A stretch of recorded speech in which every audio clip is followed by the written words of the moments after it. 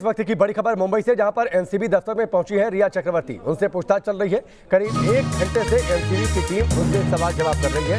Drugs connection पर सारे बड़े और कड़े सवाल हैं।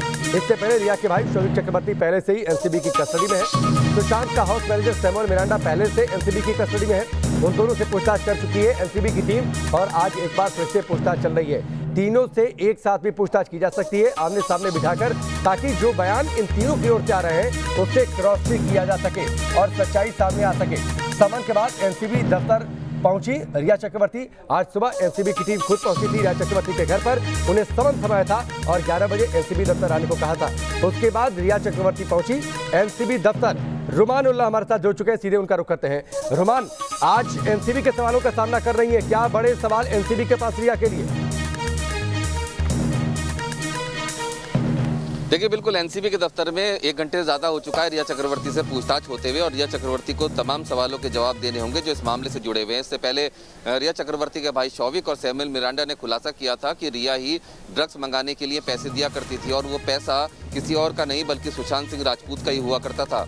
इस पूरे ड्रग्स सप्लाई की चेन में रिया सबसे ऊपर है और जो मुकदमा दर्ज हुआ है इन तमाम लोगों के खिलाफ, जो सबूत और जो मामला शोविक या फिर और दूसरे लोगों के खिलाफ दर्ज हुआ है, उसी मामले में रिया भी आरोपी है। सीधे तौर पर एनसीबी के दफ्तर में इस केस में जो भी आया पूछताछ के लिए वो गिरफ्तारी हुआ है। इसलिए माना जा रहा है कि रिया चक्रवर्ती की गिरफ्तारी इस पूरे मामले में तय है, क्योंकि रिया चक्रवर्ती और शोविक और सैमुअल मिरांडा के बीच दीपेश सावंत एक कड़ी था जिसको रात गिरफ्तार कर लिया था, जिसके बाद ये जानकारी थी कि रिया को सुबह ही समन दिया जाएगा और उसको बुलाया जाएगा, और ऐसा ही हुआ। रिया चक्रवर्ती अब एनसीबी के सवालों का सामना कर रही है। रोमान, रिया और सैमुअल मिरांडा पहले से एनसीबी की कस्टडी में है। शोविक इस बात को कबूल चुका है कि रिया ड्रग्स मंगवाती थी। कुछ व्हाट्सएप चैट पहले से सामने आई थी, तो जाहिर सी बात है, क्या मान ले कि जो आज सवालों की फहरिस्त है वो इन्हीं फैक्ट्स के इर्द गिर्द है?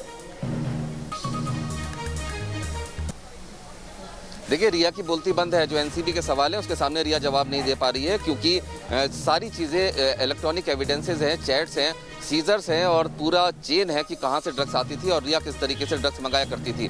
इसी वजह से रिया के सामने कबूलनामे के अलावा आज यहां पर कोई और रास्ता बचता नहीं है, क्योंकि इसी तरह से शोविक और सैमुअल मिरांडा की भी गिरफ्तारी हुई थी, क्योंकि उनके पास भी कुछ और रास्ता बचा नहीं था। वो मुकर नहीं सकते थे, क्योंकि 15 मार्च 2020 की चैट है, 17 मार्च 2020 की चैट है, इसके अलावा और पुरानी चैट है।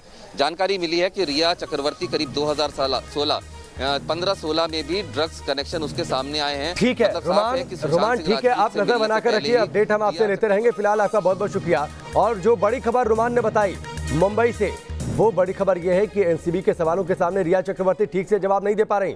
रिया की बोलती बंद है एनसीबी के सवालों की फहरिस्त के आगे। और इससे पहले जो बड़ी खबर यह है कि एनसीबी में पेशी से पहले रिया ने इमोशनल कार्ड दिया था।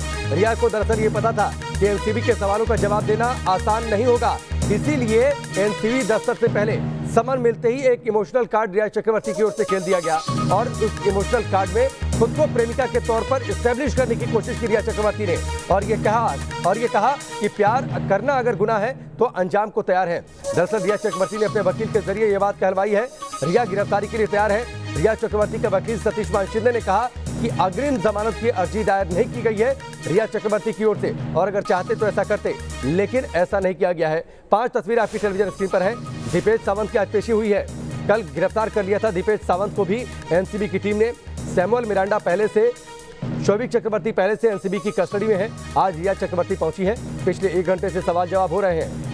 शोविक चक्रवर्ती और सैमुअल मिरांडा के साथ बिठाकर भी सवाल जवाब किए जा सकते हैं, लेकिन जो बड़ी खबर जानकारी मिल रही है वो ये है कि रिया चक्रवर्ती ठीक से जवाब नहीं दे पा रही एनसीबी के सवालों का।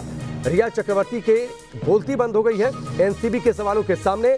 जो अब से थोड़ी देर पहले रुमान हमारे साथ जुड़े हुए थे, वो जानकारी दे रहे थे। इस बीच एक और बड़ी खबर आपको बता दें, दीपेश सावंत जिसे कल गिरफ्तार किया था एनसीबी ने, उसे आज कोर्ट में पेश किया गया है और अब 9 सितंबर तक एनसीबी को रिमांड मिल गई है।